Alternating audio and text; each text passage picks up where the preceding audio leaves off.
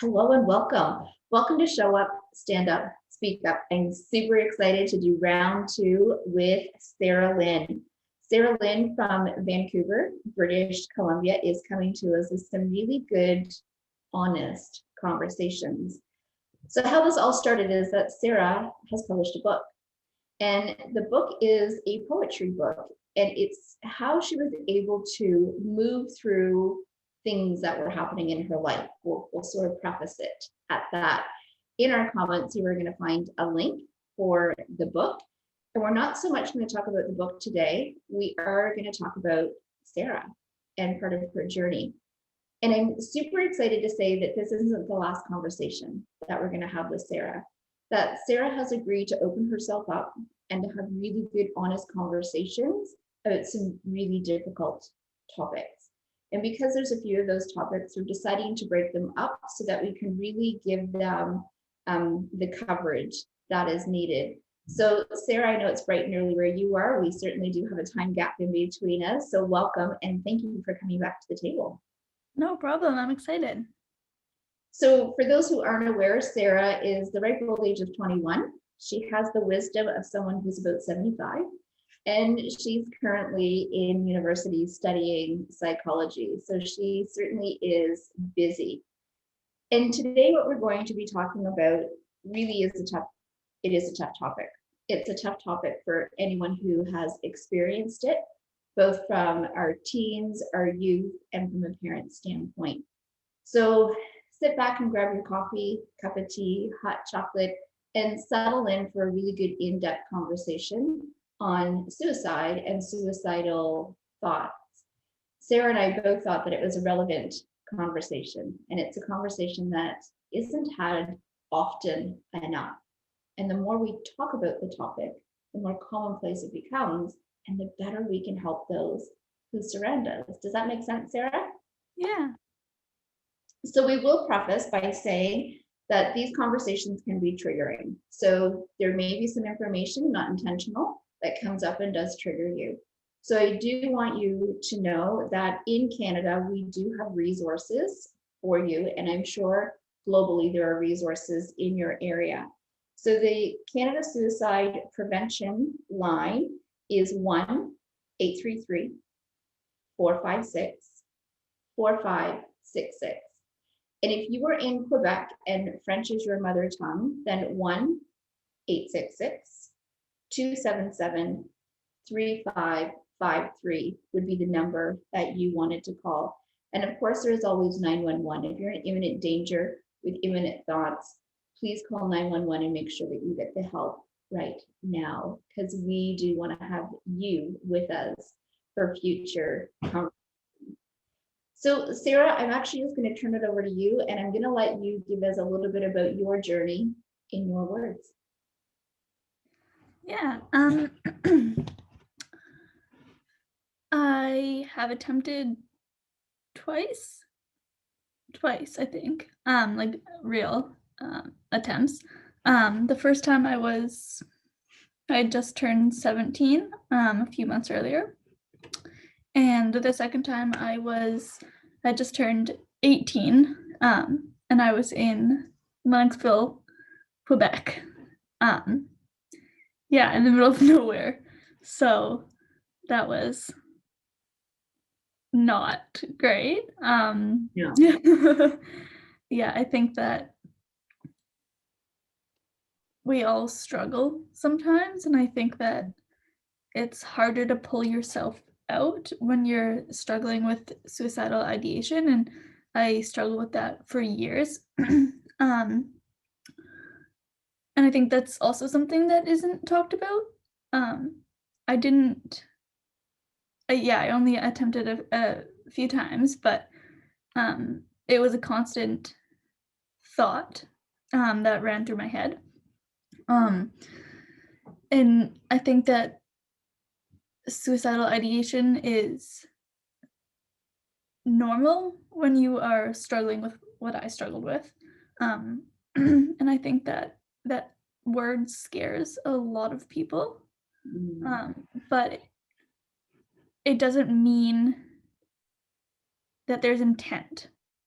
And it doesn't mean that you're gonna kill yourself. And I think that's information that everybody should know. I think that um, if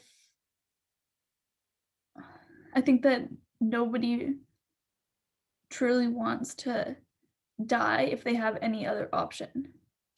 And I'm going to interject there because I think you've hit on a few really good key points that need to be expanded upon a little bit.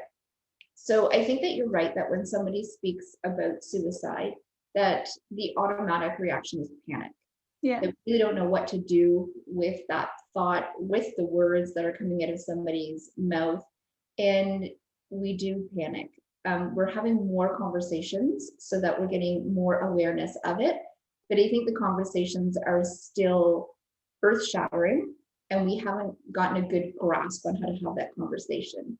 So it's like from a 1 to a 10, you put somebody on an alarm rate of a 15, and I don't know what to do. Afraid to have a conversation because if I say the wrong thing, like, will that make them do suicide tonight? Will they still be here tomorrow? And am I to blame for that? Like, Yeah, that's and a hard conversation. I think there's a lot of blame attached to suicide. I think that there is still people that believe that it's selfish, um, which I think is completely not true, because you think that the world will be better off without you. You think that, yes, it would cause pain, but they would get over it. Your loved ones would get over it. And I think there's also people that don't have loved ones that consider it, but what they don't realize is the world also needs them. Even if they don't feel like they're loved, they are. And I think that that's important that you're hitting on that, is that oftentimes it is viewed as a selfish act, that if you only knew what you were doing to somebody else, and in that heat of the moment, you feel such little value for yourself. You feel that you bring no value to the table and that you are unlovable. So although it might be like they're ripping off a Band-Aid, that pain will be gone for them in an instant, but they would have less pain not having you here. So you believe you're doing them the favor. Yep. Accurate? Yep. Yep, I agree. I think that yeah, it's a really complicated issue, and the fear that people have talking about it and the fear that people have about saying the wrong thing, I think that's valid. And I also think when you talk about it, you don't attach blame and you don't attach judgment, and you just listen and support the person without feeling responsible. I mean, that's a hard thing to say, but you aren't responsible for somebody else's actions. You really aren't. And I think that the conversation starts and the help starts when you listen and you are there and you sit with that person through their pain. You don't necessarily have to convince them not to. Is it fair to say that in the moment, so one, if somebody is uttering those words to you, that they have really put themselves in a vulnerable situation and they're open to having a conversation? Yeah, 100%. Although they're having the thoughts, they're also having the thoughts that there is a possibility that I could stay here. So And it's that's not, the thing. for lack of better words, it's not a done deal. There's No, a not at all. conversation that's being open. And when you approach someone, I'm going to wager that you weren't asking them for a solution. Yeah, and that's the thing. That's what I think that's where I think that's a really, really great point. I think that you aren't asking for a solution. You just want to be heard.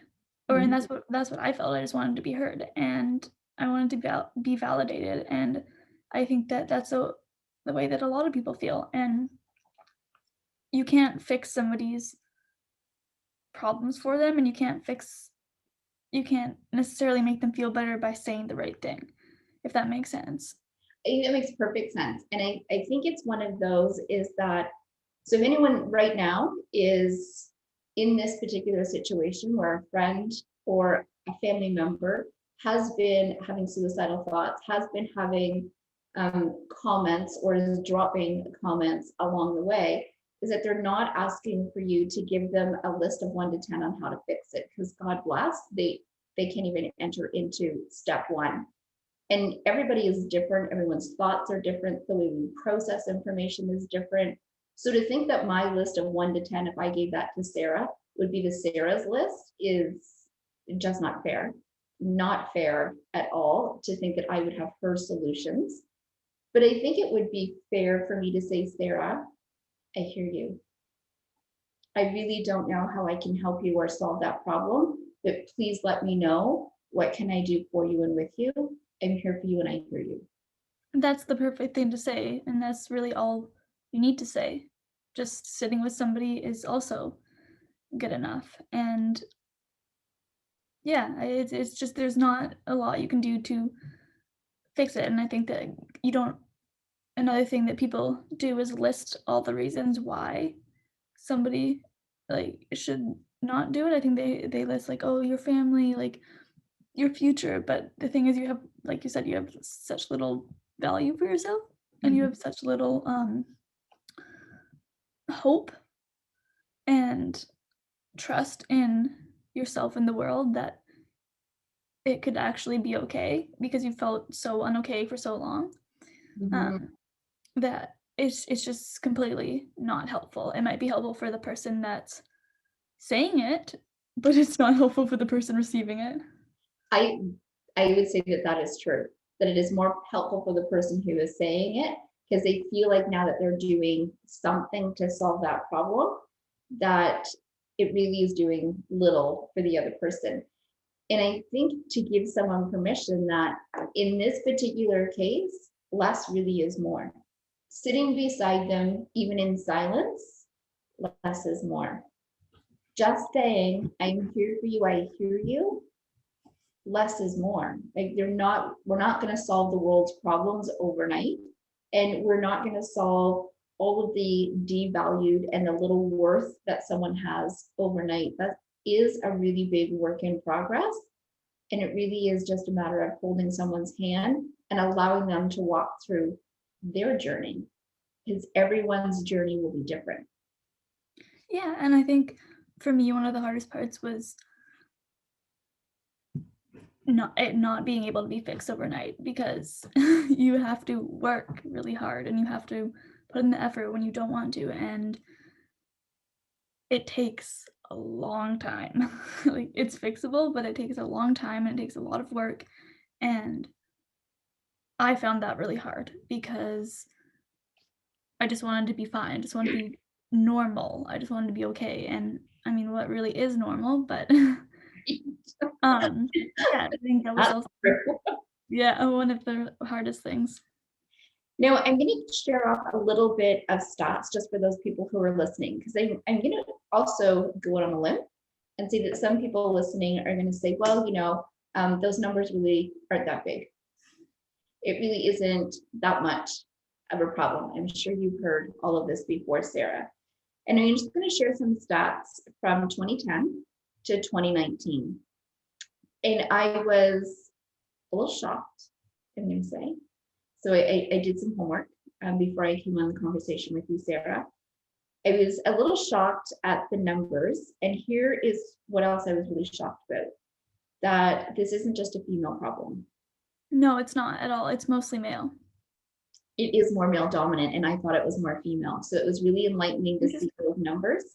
Well, I think that it's I don't think it's more the ideation and the wanting to kill yourself is not necessarily more female or male dominant, Yeah. but males do attempt and succeed more often than females. Yes, I think that's accurate. And we often associate this with our youth. So early to later teens and early adulthood. And those numbers are, I mean, any number is a staggering number, but I was also shocked to see that although it's relevant throughout all of the years, there is a higher number content between those younger ages.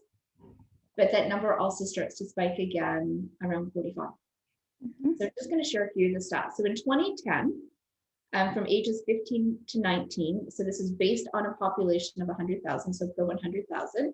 In 2010, it was 146 males per 100,000 and 52 females. 2019, those numbers, males were 129 and females were 71. So females went up a little bit. From the ages of 20 to 24 in 2010, the male number per 100,000 was 225, female 63. And in 2019, males were 231 and females were 75. So we're really not seeing, people may listen to this and say, well, we're not really seeing any big spikes. Fair enough. We're also not seeing any bottoming out. And the only way that these numbers will start to bottom out is that we make it a comfortable conversation for those having those ideations to be able to come forward. Now, here's where it gets, I think, even more shocking. So if we jump up to the age of 45, so 45 to 49, in 2010, the rate for males per 100,000, 406. And that's a lot. And females were 96. Now, the sort of good news here is in 2019, the male numbers dropped down to 278 and females to 65. I would like to think that's because we were creating some more awareness, that it was making it okay for people to come forward and have those conversations. But we're still 50 to 54 in 2019, 286 for males, 110 for females. And 55 to 59, 325 males and 96 females. So those numbers really are slightly increasing. So I think for those that are listening, it's really important to see that these just aren't numbers that are affecting our youth. They're affecting every stage of our life. But most importantly, as careers are starting to wind up, as our children are leaving our homes and we're becoming empty nesters, and maybe your marriage is starting to derail, that when the world starts crumbling down, these thoughts do come back. And people sadly are being successful at as the suicide rates are increasing. So I was really shocked to see that it's not just our youth that are in crisis. It really is our adults are being in crisis as well. And when you see those kind of numbers, it makes it really important for us to be having these intimate conversations to make them commonplace at our dinner table. Yeah, I agree. Like, shocking, Sarah, just shocking. Now I'm going to ask you a couple of more questions and we'll see where you stand on these. Were you bullied when you were in school? Yep, as a kid. So it's, again, I pulling some stuff out, and it's the bullying and the suicide. And I wanted to see what those, what that looked like, because we know that that's ever increasingly on the rise. So I will honestly say that as I sit here, Sarah's 21, I'm 51. There's a bit of an age gap here. So a bit of a generational gap. We've grown up very differently. And when I grew up, my phone hung on the wall. And I'm going to say that it's not that bullying didn't exist when I went to school. It just looked very differently, that it tended to be more one-on-one. So if you had, the head jock who would pick on the head geek, for example, they each had their own inner circles, but it wasn't the jock's complete circle coming down on one. It tended to be more of a one-on-one. And the good news that I can look back at now and appreciate is that at the end of the school day, we all went our separate ways. So the jocks would go home and they would hang with their buddies, and the geeks would go home and they would hang with their buddies. And I just use that terminology loosely. Please know that I am not blanketing anyone in any sort of circle, but they would go their own separate ways. And the one who was being bullied still had friends to surround them. They had all common goals. They would be into the same thing, and they would rally and champion them when they went home without that constant nattering behind you. So although it was prevalent at school, you at least had some reprieve when you left. God bless you, Sarah. I could not imagine growing up with all of the access that you guys have now. So it's our youth today aren't, I mean, bullying shouldn't be done, period. That should just be done with. But the bullying today is so inundating. Like you never get a break from it. So like moms and dads who are listening whose phone used to be on the wall, just take a moment and think what our youth are going through. So they're getting verbal bullied at school. It can turn into physical bullying at school because they're in person, they're one-on-one. There's shaming. There's a ton of stuff that goes with that. But when our kids leave school, they're now being bullied online. It's a 24/7 pick at somebody. And I can't imagine, like if you had a bruise on your arm and somebody sat there and just poked it all day long, poke, poke, poke, poke, poke, poke, poke, that bruise just gets more sore, more sore, more sore, and grows bigger and bigger and bigger. So really, when we look at it, it's no wonder that those thoughts are playing in the minds of our youth. God bless. Yeah, and I mean, kids don't have the emotional youth don't have the same emotional capacity and the same emotional control um, as adults for the most part. And I think that kids also don't really understand consequences. Mm, Um, like of their, they don't. I mean, some do, but to an extent, they don't understand the consequences in the same way. And yeah, I didn't have a phone until I was, I don't know, grade 7. I think I got my first phone, and oh, oh, that's so young. But I was like, we were one of the last people to get our phones, and we weren't allowed our phones or iPads or computers um, when we were in high school in our bedrooms at night. My mom would take them. Of course, easily broke that rule, but I think that social media is an incredibly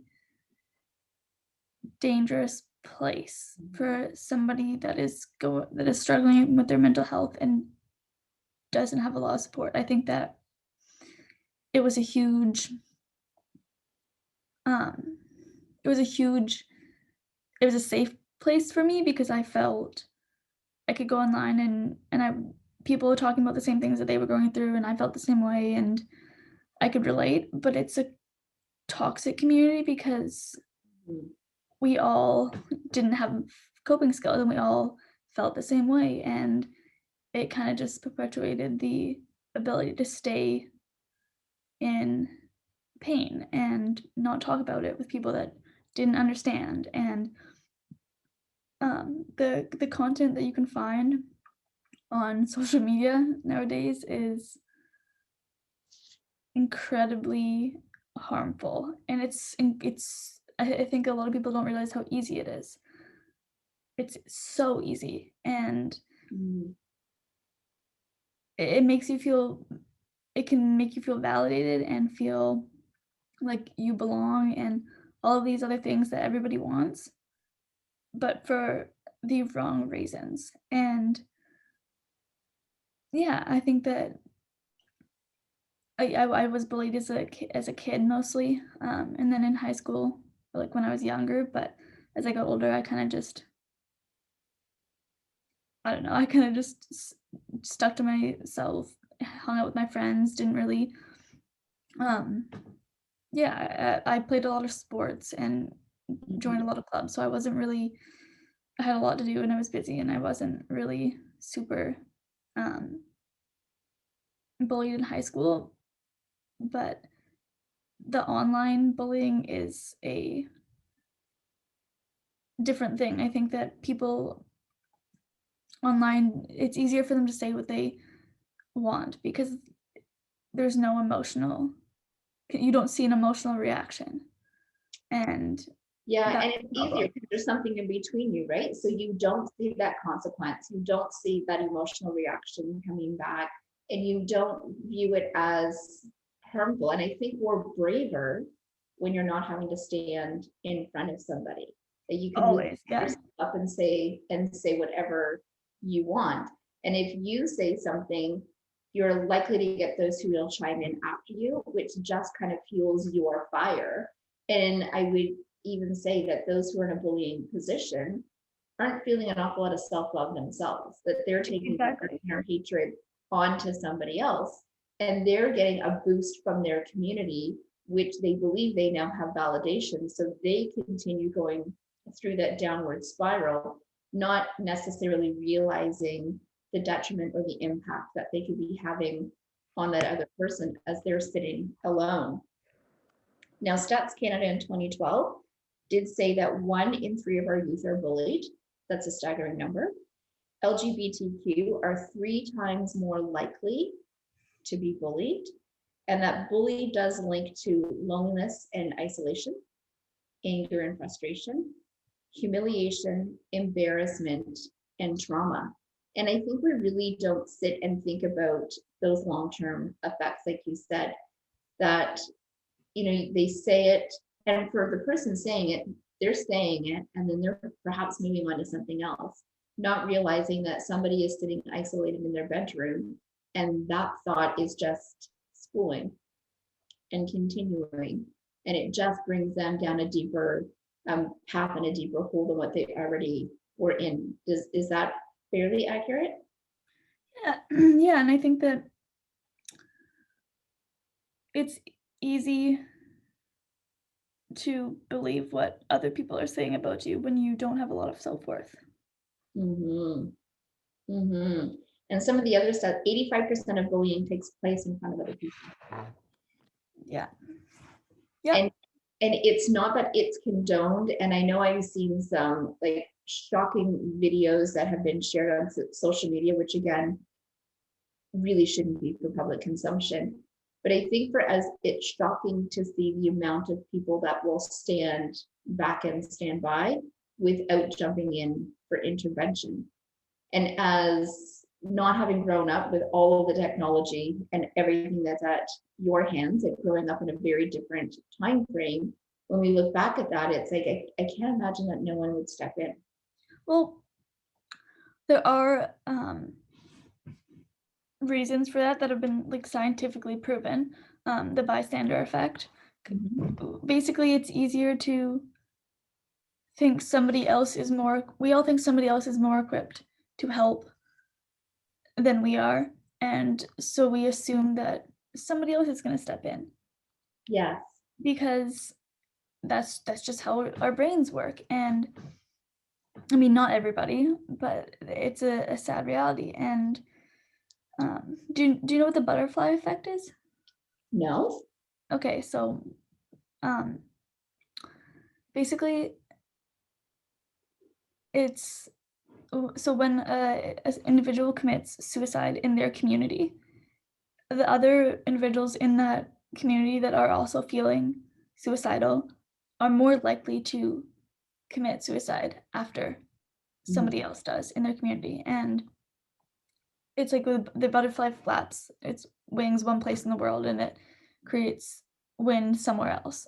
And Wow. right, so it's just, and it's proven, that's an act, that's a fact. It's and I think that's part of the problem. I think that the media perpetuates that unintentionally when they're trying to bring awareness to suicide. Like there's shows like 13 Reasons Why, Euphoria, all these shows that they have started the conversation about suicide, and it's really good, but it's also incredibly hard to make a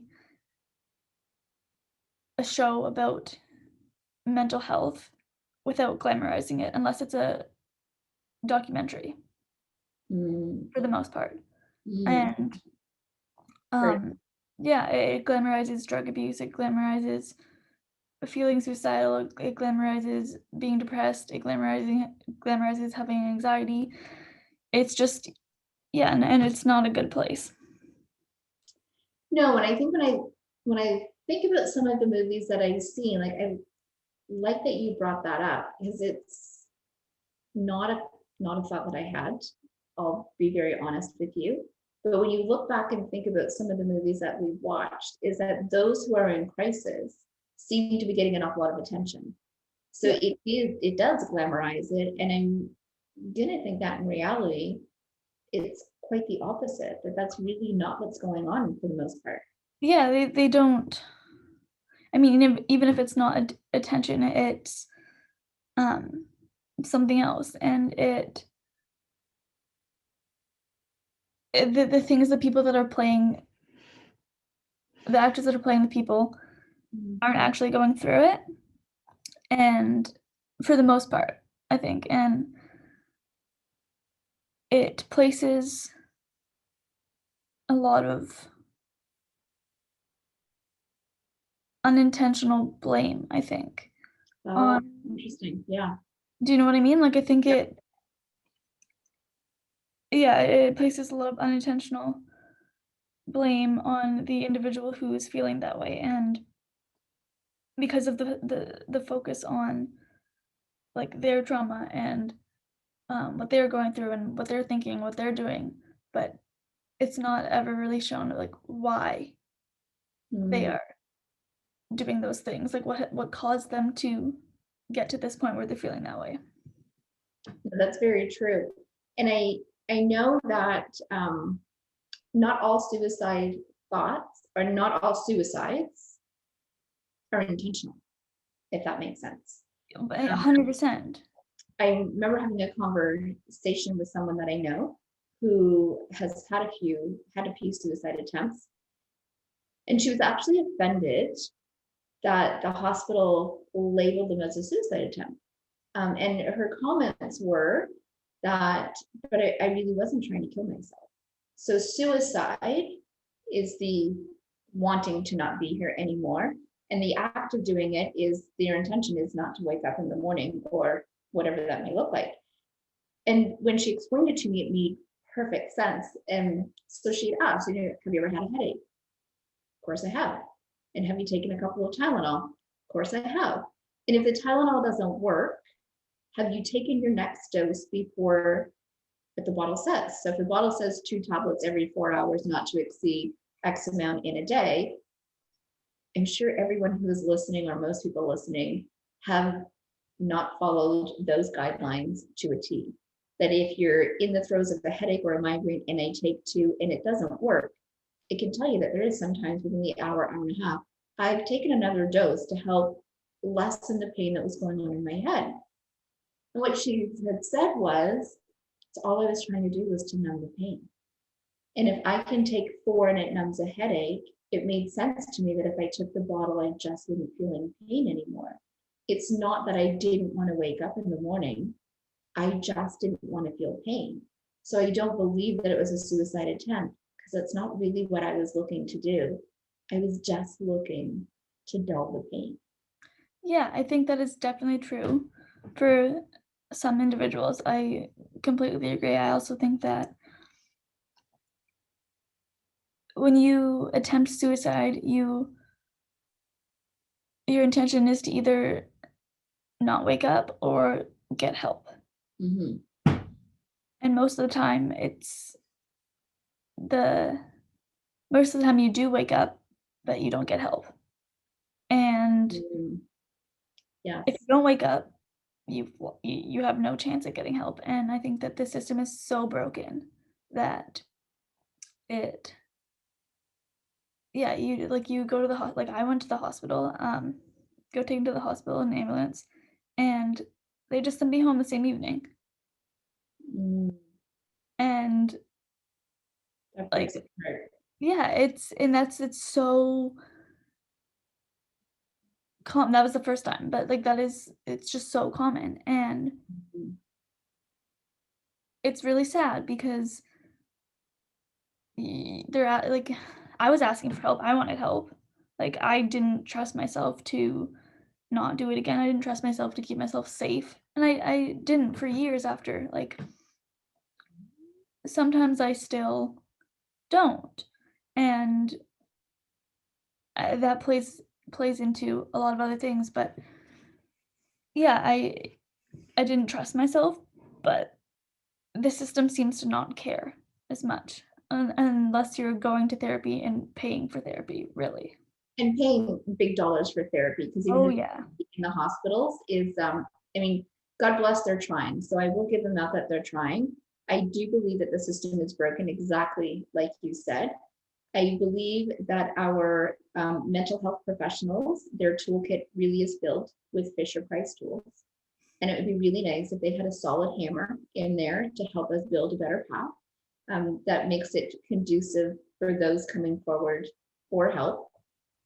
Medication isn't always the answer. I'm not saying that medication is not helpful, but they're very quick to throw a bottle of pills at somebody, write a prescription, and throw them out the door without getting to any of the root causes. Absolutely. If I brought my son or my daughter in with a broken arm, they would get a thorough exam. They would get a full x-ray to see what's going on in the inside. And then the doctors have a clearer path as to what the healing looks like for that. And when our heart is broken or our brain is not functioning in the way that it's supposed to, there is no x-ray that the doctors can do. I appreciate that. There is no definite break that they see. There's no that we can put on and say, you know, in a few weeks, come back and we'll x-ray and see if that break is healed.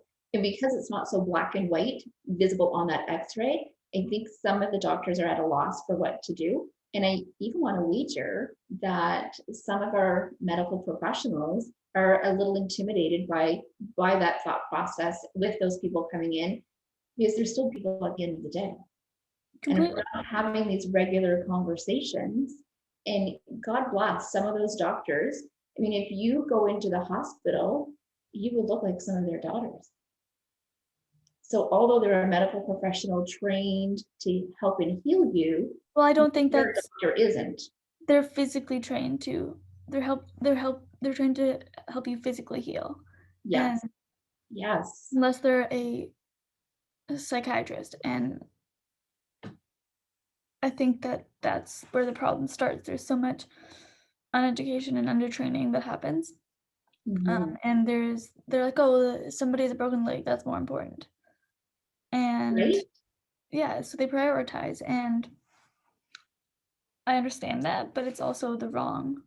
I mean, I guess you can't really say it's wrong, but it's not good enough.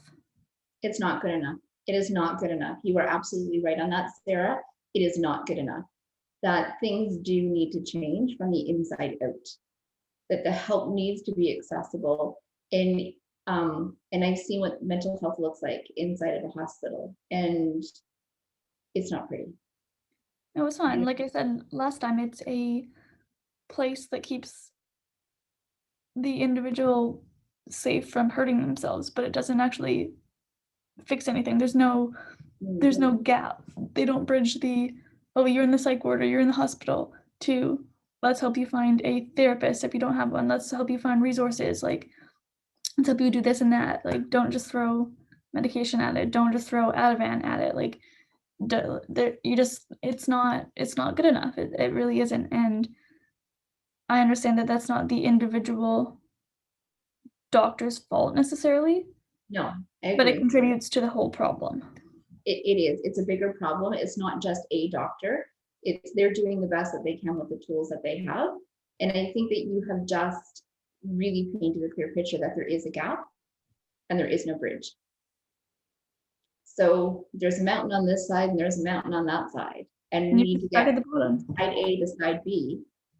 But there is no bridge that has currently been built for a safe path and a safe journey for Well, that. and think about that. Like, you're at the bottom of the mountain, and it's literally just completely straight up. And you don't feel supported. You don't feel like you have help. You don't feel like you value help. You don't feel like you're loved enough. You don't feel like you deserve to be in the world. How are those how are those things gonna help you get to the top?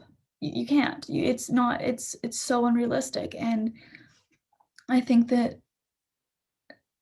when you're like, you go to the hospital and they're like, oh, okay, like we'll just keep you here until you're like the medication, like we'll flush the medication out, whatever, and then we're just gonna send you home. You're Mhm. still at the exact same place. Mhm. And now even further down because you just asked for help in the only way that you could in that moment and then were denied. Absolutely. And I think it goes back to the beginning of the conversation that we had, that when somebody comes forward and is having conversations, one, be extremely grateful if someone is willing and able to open up to you and they feel that you're a safe place to open up. Mm-hmm. And that two, we can't solve everything overnight. It didn't happen overnight. It can't be solved overnight. And they're not looking for you to be their solution. But they Yeah, are, that's the thing, they aren't. yeah. You want to have that safe place and be listened to, heard. I think that what's really important to me, at least, is that when I was really struggling, I didn't really even want help. I wasn't ready to try. Like I wasn't for probably 2 years. I just wasn't ready to try. I didn't want to. I had no motivation. I mean, I wanted to be better, but I didn't want to try.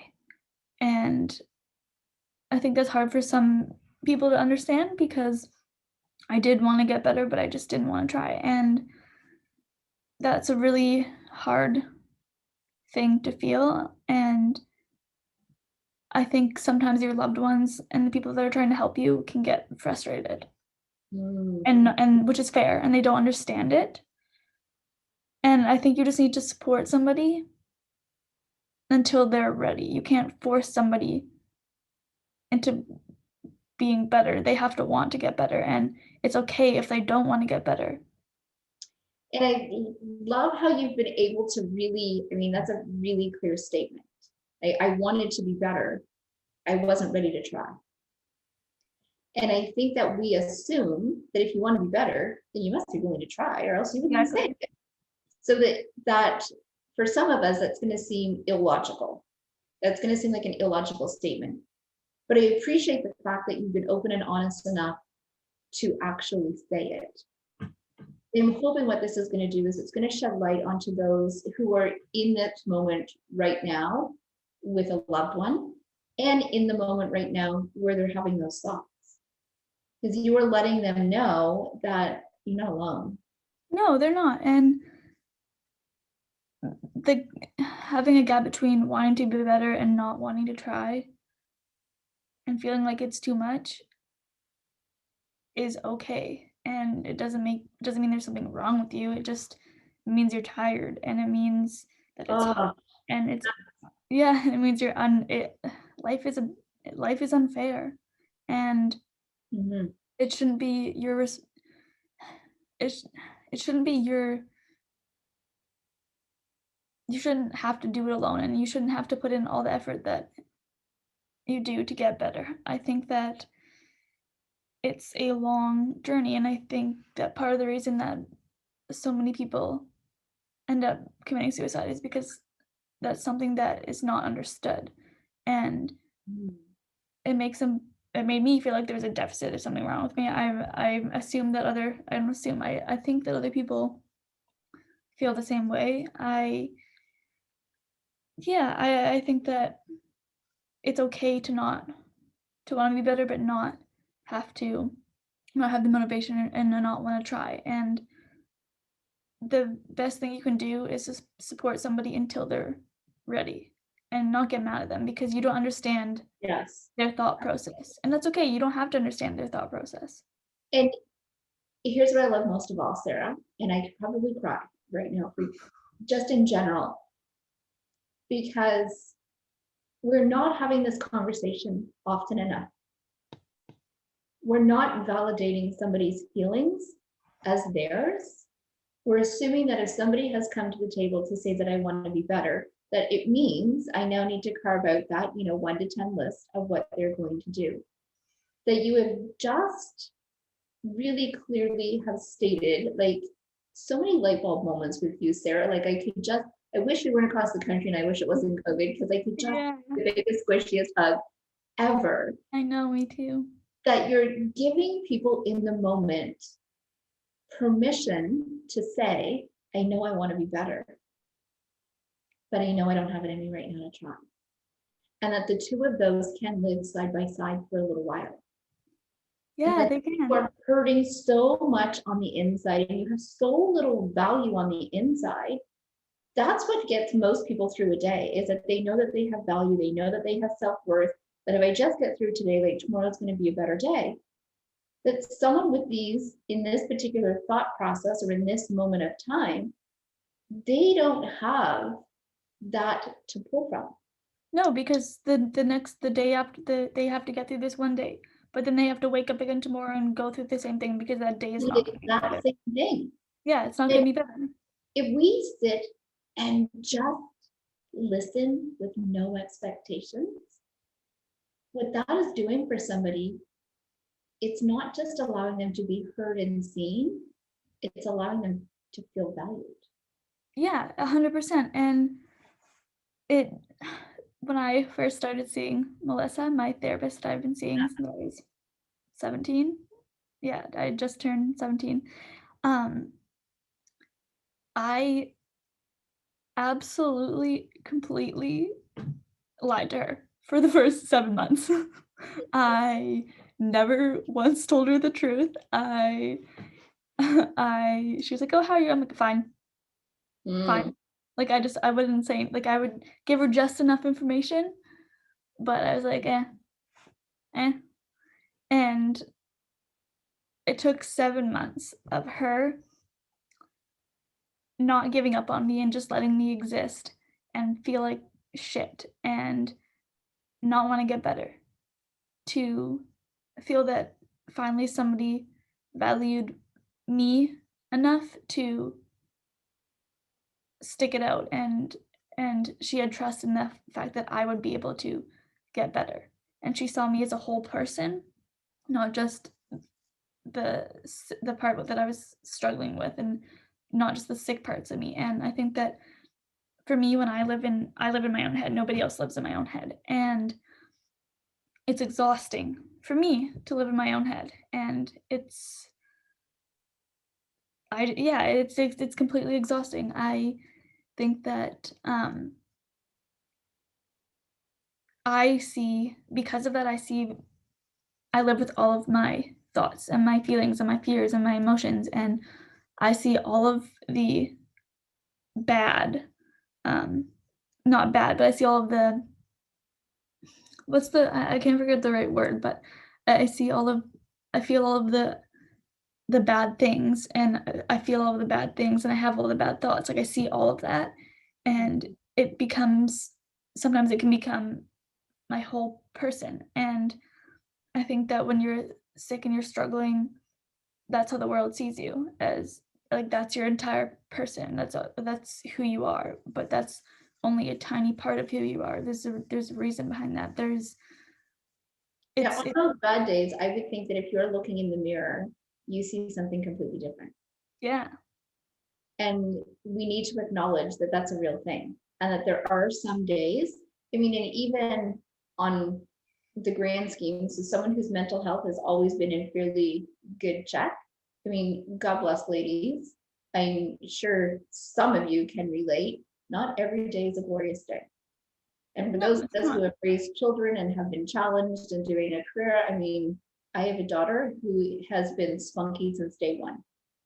And there has been some days where, holy hell in a handbasket, it's been a challenge. And it's just one of those that, you think you're doing everything right, and it feels like you can do only everything wrong, that we have bad days. So it's plausible to see that somebody who has very little self-worth and self-value, the image that they're seeing is very distorted in the mirror, and that you've been able to work through a lot of the stuff. And that's why we're having this conversation. For those people who are listening, Sarah has done the work. She hasn't just decided to show up in the midst of getting the work. She has seen a therapist for a very long time. She's very comfortable sharing her story in hopes that she can help somebody else. It doesn't mean that Sarah nor I are perfect. No, not even close. Perfect, just the way that we are. And we all come with imperfections to the table.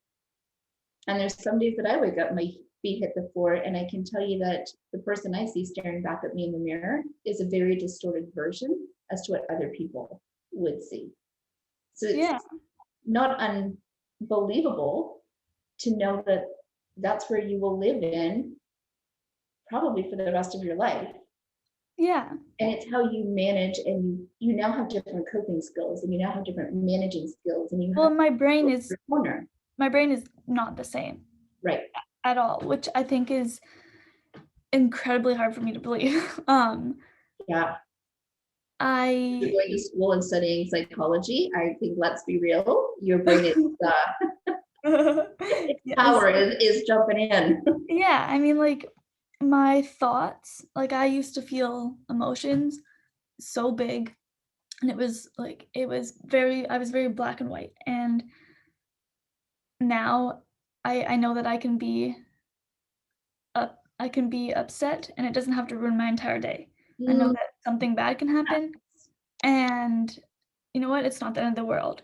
I know that I can, like, my first cat, he passed away, and that was mm, one of the hardest things that I've ever been through, and this despite all the people that I've lost and everything, my cat was my person, and I yeah. didn't think that I was gonna get through it, and I thought I was just gonna kill myself, and I thought that even after I wasn't suicidal and even after I'd been through all my therapy, that's what I thought, and he passed away, and I did, struggle. Did have I dropped a lot of weight, and I stopped eating, Mm.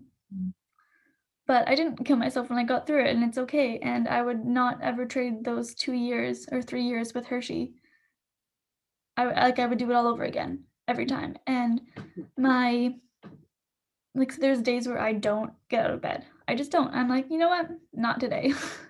And And that's acceptable. So I tell grown women all the time, it is perfectly acceptable to have a pity party day where you stay in your pajamas all day long and you either drink coffee, tea, hot chocolate, I don't care what it is.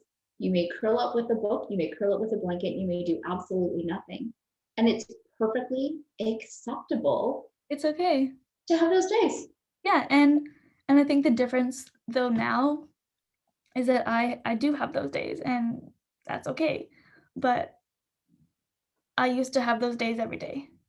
That Mm, used to be my day, every day, and I even if if I got out of bed, I'm just like, "This is shit. I'm just gonna do what I have to do and then go back to bed." And I now, like I said, my brain has changed my thought. You can rewire your thoughts and your it's neural pathways. It's really interesting, and I can I don't go down rabbit holes as much. I feel more balanced. I'm able to keep myself balanced. My brain literally just works differently, and I thought that I was just so fucked because I was 17 and I didn't know that it was possible for my mm, brain to actually change, and if I did, I didn't believe it. mm, And because what knowledge is there out there, right? Of of proof that it's possible to build a life worth living.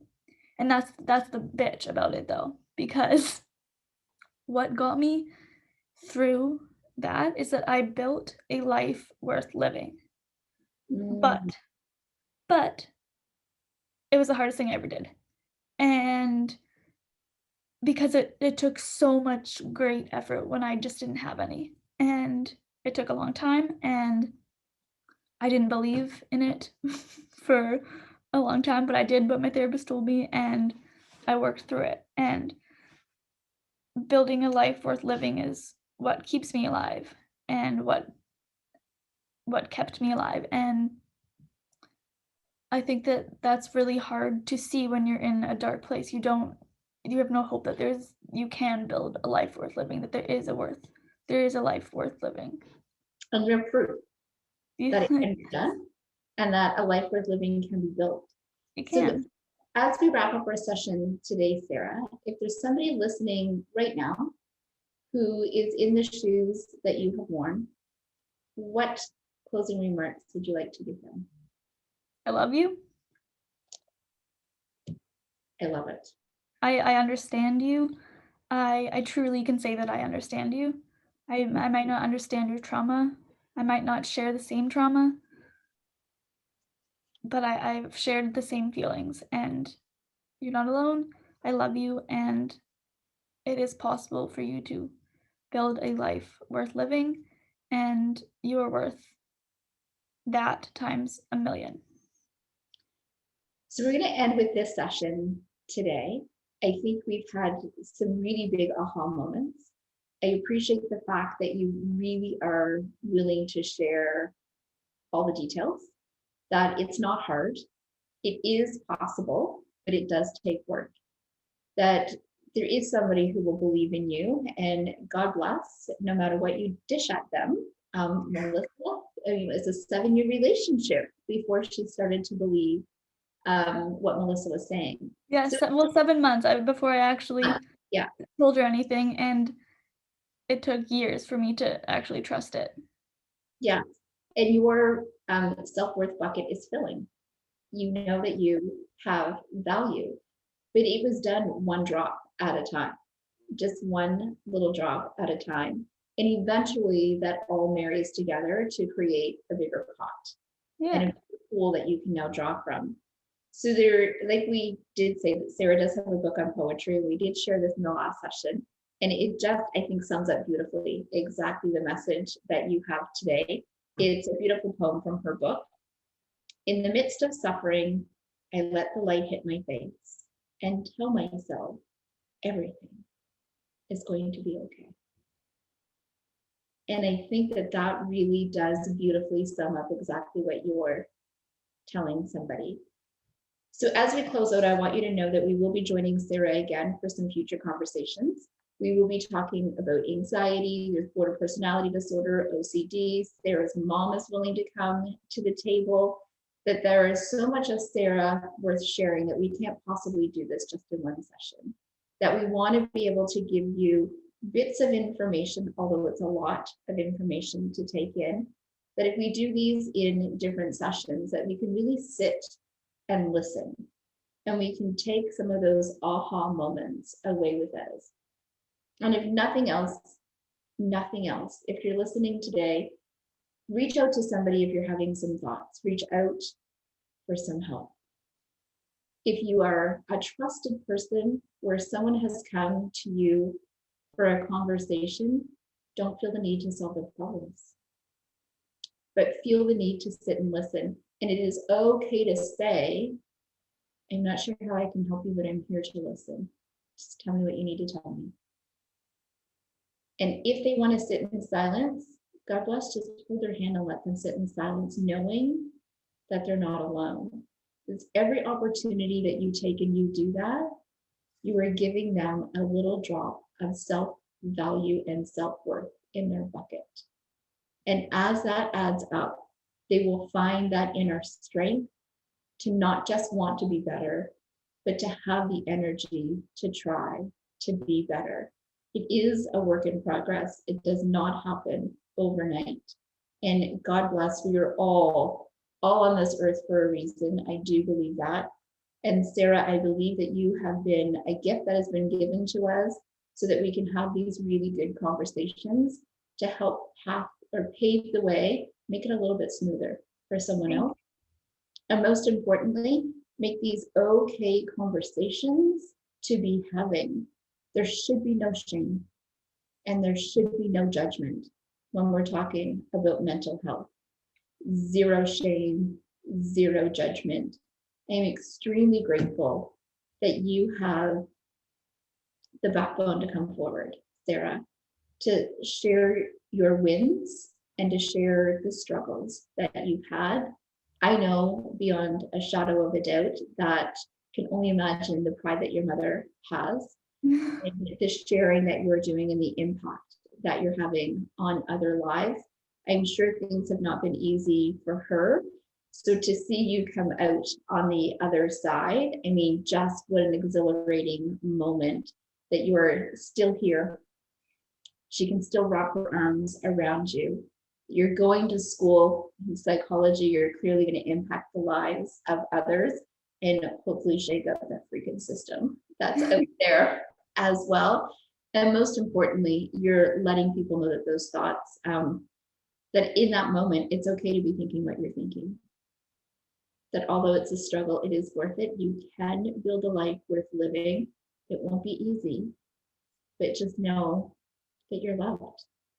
And there's someone like Sarah who understands 100% what you're going through. So as we close out today, I implore you to hug those in your circle just a little bit closer.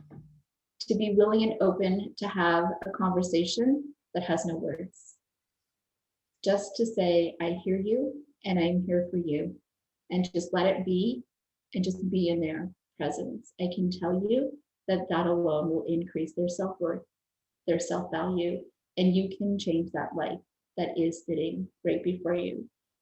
Again, if you have any thoughts or you need any help, we do have suicide intervention lines in each and every community in all of our provinces and across Canada. Reach out and speak to somebody who has perhaps walked in the shoes that you're walking with, and they get it. They get it. It's a confidential conversation that you can have. If you're in imminent danger, 911. Please dial 911 right away. Be open and honest with how you're feeling. Don't take no for an answer, because I can tell you that you are so worth it and more. With that, all my imperfectly perfect people, we are going to bid you adieu for today until we reconnect with Sarah.